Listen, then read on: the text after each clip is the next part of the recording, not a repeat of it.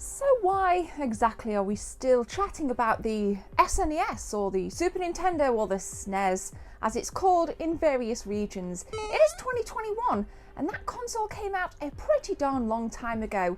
But in this video, I'm going to tell you exactly why we're still chatting about the SNES in 2021.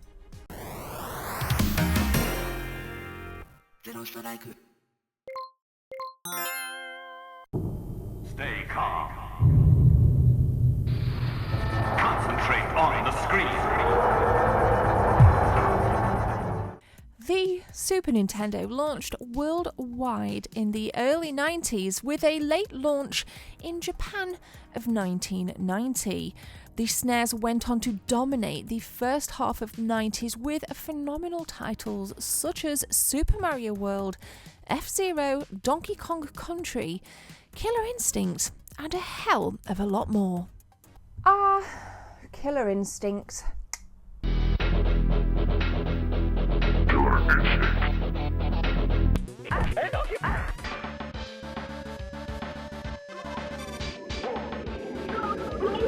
Now, there wasn't a lot that rivaled Street Fighter 2 or Mortal Kombat back in my teenage years, but this beaut was one of them. Killer Instinct for me was a high point for the Super Nintendo's lifespan. Not only did the graphics blow my flower-patterned pink socks off, but it sounded pretty gnarly too.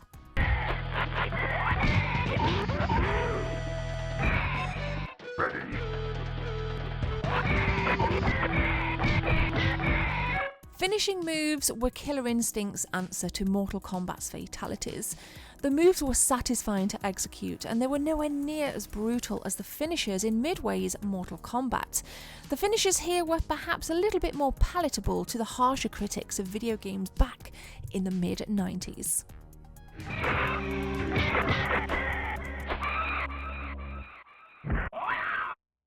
Now, whether you're rocking an awesome victory or a supreme victory, Killer Instinct will always be one of my crowning memories from the Super Nintendo's life cycle. It's an experience that stands tall and boasts some of the best graphical abilities for its time. And speaking of graphics, this leads us on nicely to talk about the Super FX chip. Supreme victory. Doom. Doom was around one of 10 Super Nintendo games to use the powerful Super FX chip. The Super FX chip allowed for games to render in 3D graphics and was first used in Star Fox in '93. It was developed by Argonaut Games, a British company, and Nintendo soon saw the power of this technology and quickly pulled the Argonaut team across to Japan to fully implement the FX chip into other games. And for me, something like Doom at the time was only playable on the PC. That was a home computer that I definitely didn't have access to unless I went to a friend's house because it was far too expensive. So if I wanted to play Doom, I was lucky enough at times to be able to play it on my friend's PC, but then it came out on the Super Nintendo.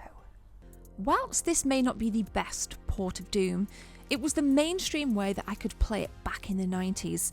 I used to pretend that I was playing on the PC when I fired up my SNES. I know it helped me to expand my gaming mind, and I know it's a little sad, but it is thanks to the Super Nintendo that I was able to have this awesome experience.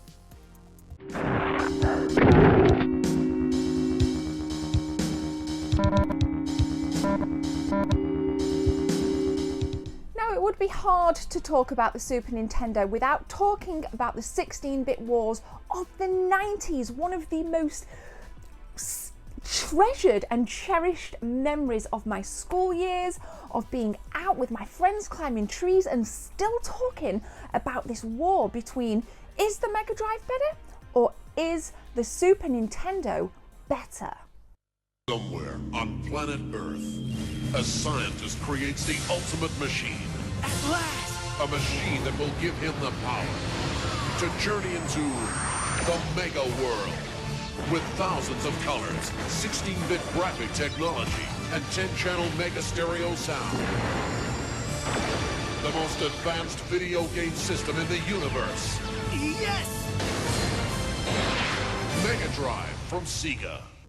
Now I'm pretty certain it's actually pronounced Sega.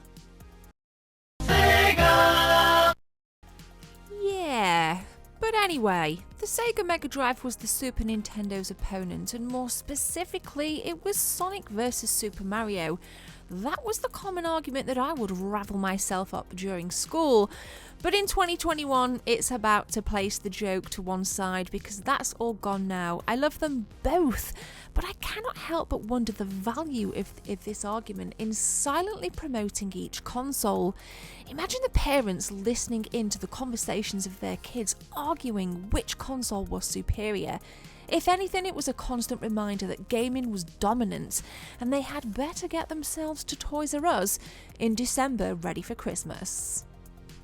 And for the record today, I love both. If you've seen my game collection, you'll know that I've got lots of different titles in there. I've done my Super Nintendo game collection and my Mega Drive game collection, and it just keeps getting bigger and bigger.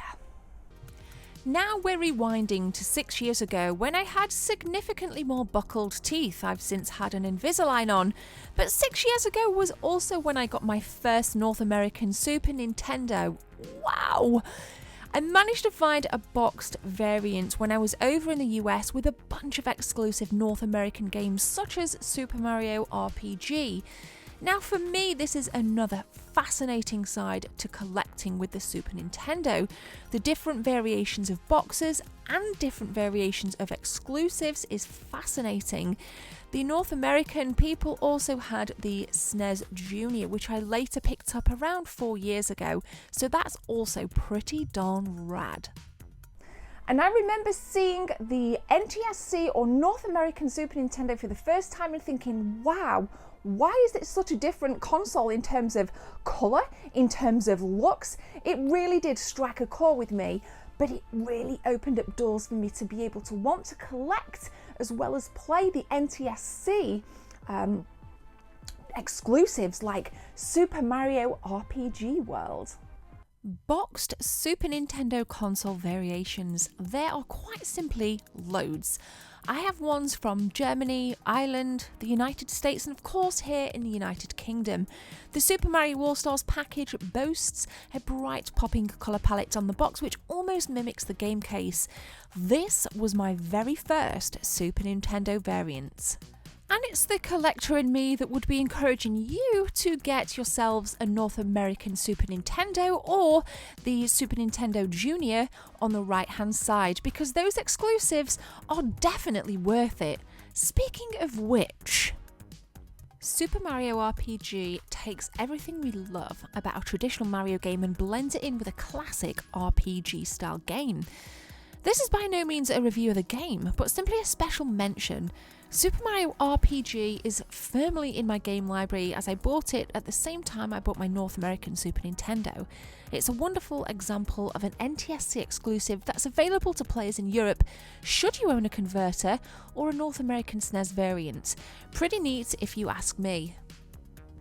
And box variants really piqued my interest, but where I think the Super Nintendo may have fallen down just a fraction was I think that there could have been different console designs, because underneath those box variants was the standard PAL grey Super Nintendo that we all loved back then and we all still love today. But it would have been nice to see a little bit of flair and personality back in the 90s, just like Nintendo have done today with the likes of the 2DS or 3DS family. They've had different variations and they've regurgitated, if you would like, the hardware on those consoles in recent years. I would have loved to have seen that with the Super Nintendo, but thankfully there's lots of console modders out there that create such stunning customized paint jobs on all consoles, including the glorious Super Nintendo. So graphically it really shone. Being able to play games like Doom, which at the time I was only able to catch a glimpse through the windows of Gordon Harwood's of it running on PC, but I can now play it on my Super Nintendo. I really love the Super Nintendo, and I really think that it's such an important console in 2021, and long may it live. And if you're a Super Nintendo fan, and I'm sure you are because you're watching this video, I want to hear from you in the comment section, and I'm going to leave it there. Thanks for watching this episode, and I'll catch you in the next one.